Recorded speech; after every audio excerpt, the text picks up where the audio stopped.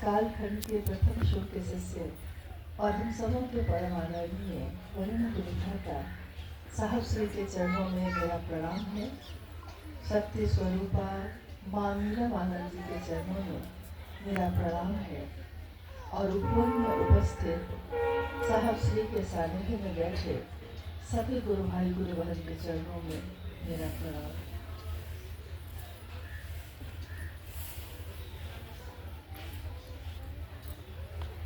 सभी लोगों के जीवन के लिए नववर्ष की हार्दिक शुभकामनाएं। नववर्ष शिव के शिष्यों के लिए हर पल है, क्योंकि एक पल बीतता है और नया आ जाता है। शिव शिष्यता में हर पल हमारा शिवमय हो, सुखमय हो, मंगलमय हो, कल्याण स्वरूप हो, इसी की कामना हम सब करते हैं। आज के दिन आप लोग यहाँ आए साहब श्री और माँ मीरामानंद जी को प्रणाम करने, अपने जीवन के कुछ कष्ट हमारे कम हो ताकि हम महादेव की बात और कर सकें, इस कामना के साथ। कामना हमारी अलग अलग है, लेकिन उद्देश्य सबका एक ही है। हम कोई भी कामना लेकर आए साहब के पास, उन्होंने उस कामना की पूर्ति के साथ साथ हमारे आपके मन को शिव की तरफ मोड़ दिया है। ये जगत है, ये दुनिया है। इस दुनिया में कोई भी शरीर में आया है तो दुनिया के लोग या तो उसकी कदर नहीं कर सके या तो समझ नहीं सके। समझने में थोड़ी देर लग ही जाती है, दुनिया की आदत है। और इसीलिए साहब ने बार बार ये कहा, आज भी कह रहे हैं कि जल्दी जल्दी करो भाई, समय बहुत नहीं है। ताड़ाताड़ी करो दादा, यानी जल्दी जल्दी करो। आपके पास बहुत समय है ऐसा सोचते हैं, लेकिन समय है नहीं। कौन कब किस क्षण में इस जगत को छोड़ेगा कोई नहीं जानता। जैसे आया था वैसे ही लौटेगा। लेकिन लंबी लंबी योजना में हम सब व्यस्त हैं। योजना तो बनानी ही पड़ती है, कुछ दिन आगे का बनाए तो ठीक है, लेकिन बहुत लंबी जो दीर्घकालिक योजनाएं हैं, दीर्घकालिक योजनाओं को बनाने में अपनी अल्पकालिक यात्रा हम भूल जाते हैं। साहब ने शिष्यानुभूति में इस पंक्ति को लिखा और उन्होंने ये अनुभूत किया कि आदमी का, इंसान का जीवन जो शिव से जीव बनकर आया है, जीव से फिर से शिव बनने की प्रक्रिया में है, लेकिन हम समझ नहीं पा रहे हैं, तो इंसान को समझाना पड़ता है। उन्होंने मानव के अभ्युदय की जिद के कारण जन जन में शिव शिष्यता का जागरण किया। सोचिए, सन 1974 में उन्होंने शिव को अपना गुरु बनाया था। सन 1974 से लेकर आज 2024 कितने साल हो गए? कितने साल हो गए? 50 वर्ष।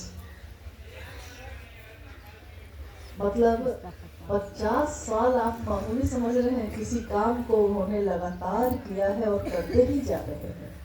हम आप कोई काम करते हैं तो कुछ दिन में ही थक जाते हैं, प्यार कर करके भी थक जाते हैं, किसी की परवाह कर करके भी थक जाते हैं। अगर सामने वाला थोड़ा सा इतराता है तो कहते हैं ना, चलो बहुत किए तुम्हारे लिए, अब तुम अलग हम अलग। नहीं, दुनिया की तो आदत है। लेकिन ये कैसा प्रेम है, ये कैसी परवाह है जो खत्म ही नहीं हो रही। महादेव की बात लोग कर रहे हैं, महादेव लोगों के बीच उतर रहे हैं, और महादेव के काम की परवाह जो हम आप आज कर रहे हैं, हमने तो ये सीखा नहीं था, हम लोग को तो आता भी नहीं था। महादेव का काम इंसान करेगा, ये बात ही पहली बार संसार में आई। इंसान महादेव का काम करेगा। महादेव भगवान है और भगवान तो करुणावतारम है, सबके हित का सोचते हैं, तो भगवान तो सबके लिए करते हैं, इसमें कोई आश्चर्य की बात नहीं है।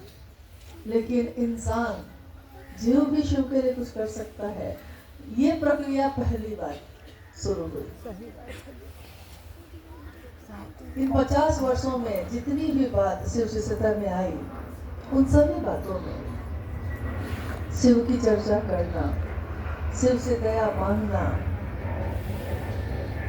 शिव को मन से भाव प्रणाम करना,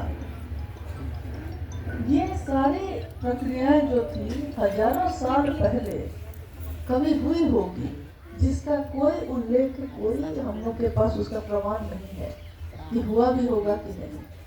जितने भी प्रमाण हैं, जितनी भी चीजें उपलब्ध हैं, उसमें यही उपलब्ध है कि कर्म कांड ज्यादा थे और दिल की बात कम थी। हमेशा ये रही, कर्म कांड बहुत। हमारे घरों में जो पूजा होते रहे हैं, आज भी होते हैं। कभी सत्यनारायण भगवान की कथा हो रही है, कभी विष्णु की बात हो रही है, कभी महेश की बात हो रही है, कभी कुछ, कभी दुर्गा सप्तशती का पाठ हो रहा है। इन सब में जो आपने आज तक देखा होगा या हम लोगों ने जो देखा है, उसमें कर्म कांड की प्रधानता रही, लेकिन दिल के भावों के शामिल होने की प्रधानता कभी नहीं रही। शिव की शिष्यता ठीक इसके विपरीत है। इसमें भाव की प्रधानता है और इसमें कर्म कांड नगण्य है। करने जैसा कुछ भी नहीं, नगण्य क्या, कुछ भी नहीं। साहब ने कहा शिव की शिष्यता मन के पिघलने का विज्ञान है, मखमल की तरह मुलायम होने की विधा है। इसमें झुकता है कोई। आपने पेड़ लगाए हैं फल वाले, कितने लोगों ने लगाए होंगे? उस समय हम कहाँ ये सोचते हैं कि क्या पता जब तक ये पेड़ बड़ा होगा, इसमें फल आएंगे तो हम खाने के लिए जीवित होंगे कि नहीं होंगे, कोई नहीं सोचता। बगीचा लगाते हैं, अरे हम नहीं रहेंगे कोई तो खाएगा, मेरा बच्चा तो खाएगा। यानी ये सोच हम लोग की उस समय नहीं होती। हम करते हैं इसका। साहब के जीवन और मानीला मानंद जी के जीवन को जितना भर हम लोगों ने जाना है, सुना है, समझा है, उसमें से आज भी यहाँ उपस्थित बहुत सारे लोग होंगे जिन्होंने उनको देखा इस शरीर में रहते हुए, बोलते हुए, चलते हुए। बहुत ऐसे लोग होंगे जिन्होंने इन आँखों से उनका दर्शन शरीर में नहीं किया। लेकिन उस समय भी साहब ने हमेशा ये कहा है कि मुझसे मिलने का तरीका मन से ही है। आज आप कभी कभी मिल पाते हैं, मैं समय देता हूँ तो मिलते हैं, नहीं देता नहीं मिल पाते। मीलों दूर बैठे भी आप मुझसे मन से ही तो मिलते हैं। शिव तो कहीं भी साकार रूप में नहीं दिखता, उस शिव से आप मन से ही तो मिलते हैं। मन से मिलने का अगर तरीका जान जाइए, मन से मिलने की आदत अगर हो जाएगी, तो यही आदत महादेव से मिलने में भी काम आएगी। और ये कहा कि दिल से मुझसे मिलने आते हैं तो दिल से मिलिएगा, दिल लेकर आइएगा। यानी दिल में कौन है? महादेव है। दिल से मिलने की आदत रखिएगा। मुझसे भी अगर दिल से मिलने की आदत रह गई तो ये आदत महादेव से मिलने में बहुत काम आएगी, क्योंकि वो दिल का रास्ता है। कुछ रिश्ते हमारे जीवन में दिल के होते हैं, कुछ रिश्ते दिमाग के होते हैं। दिल के रिश्तों में हम दिमाग नहीं लगाते और दिमाग के रिश्तों में दिल लगाएंगे तो उसमें भी गड़बड़ हो जाती है। अब व्यापार है, नौकरी है, यानी जीवन को चलाने के लिए काम कर रहे हैं, तो दिमाग का काम है ना वहाँ।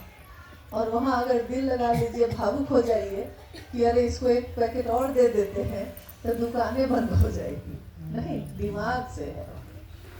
और दिल का जहाँ रिश्ता है, तो वहाँ अगर किसी के प्रति मोह है, किसी के प्रति आसक्ति है, दिल जुड़ गया है, दिल से लगाव हो गया है, वो मांगे ना मांगे, हम चाहते हैं कि उसको अपना सर्वस्व दे दें। जो है मेरे पास वो तो दे ही दे, वो चाहे या ना चाहे।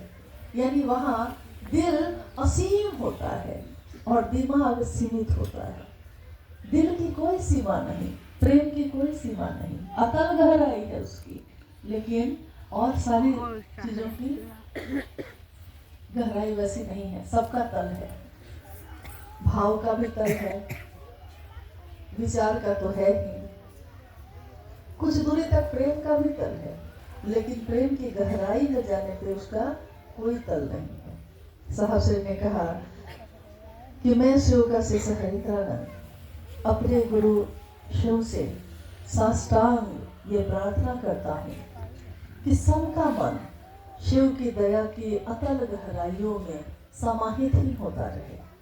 समाहित होना मतलब डूबता ही रहे, और प्रेम किसी से हो जाए, व्यक्ति से हो या ईश्वर से हो, प्रेम डूबने की ही विधा है। कितना भी उसमें आपका मन डूबेगा, आप कभी संतुष्ट नहीं होइएगा, कभी तृप्त नहीं होइएगा। देखता हूँ तो देखने का ही मन करता है, बोलती हो तो सुनने का ही मन होता है। मतलब तुम रूठी रहो, मैं मनाता रहूं, कि मजा और जीने का आता है। मतलब कि वो रूठे भी तो मनाते ही रहे, हम वो बोले तो सुनते ही रहे। असीम यानी इसकी कोई सीमा नहीं है, खत्म नहीं होता। महादेव के बाद इतने सालों से हम लोग कर रहे हैं, कहाँ संतुष्टि मिलती है। लगता है शिव का शिष्य होकर लगता है कि अपने गुरु की महिमा का जितना गान कर सकते हैं कर ले, जितनी बात कह सकते हैं कह ले। क्या पता ये मुख फिर बाद में काम आए कि ना आए, क्या पता मैं चल सकूं कि ना चल सकूं कल को। जब तक चल रहे हैं बोल रहे हैं, एक दिन ये शरीर अवश्य हो जाएगा, शरीर एक दिन थकेगा, बिस्तर पकड़ेगा। लेकिन अगर शरीर थक भी जाएगा तो मेरा मन तो बिस्तर नहीं पकड़ेगा। उस दिन साहब ने कहा कि हमेशा तीनों सूत्र करने की आदत रखिए। उस दिन आपको महादेव से दया मांगना और महादेव को प्रणाम करना, यही काम आएगा। क्योंकि शरीर जब थक जाएगा तो दया ही काम करेगी, महादेव की प्रणाम करना ही काम आएगा। आप सब जो विभिन्न जगहों से आज यहाँ आए हैं, हम सबका सौभाग्य है कि आपने आज के दिन को इस यात्रा के लिए चुना। बात ये नहीं है, कोई कहता है कि ये अंग्रेजों का साल है, कोई कहता है हिंदू का अलग साल है, कोई कुछ कहता है, कोई कुछ कहता है। जिसको हमने ग्रहण कर लिया वही हमारा हो जाता है। ये देश ऐसा है, हम जिस देश की मिट्टी में रहते हैं, इस मिट्टी में यही तो गुण है, बहुत बड़ा गुण, आध्यात्मिक गुण है ये, कि इस देश में रहने वालों ने जो भी आया, जिस भी तरीके से ज्ञान की धारा आई, उसको ग्रहण किया है, किसी का विरोध नहीं किया। आपने कभी सुना है कि भारत देश में किसी भी चीज का विरोध हुआ हो? कभी नहीं हुआ। ज्ञान की धाराएं आती गई, लोगों ने उसको ग्रहण किया, आत्मसात किया, और किसी का विरोध नहीं किया। फिर भी इस देश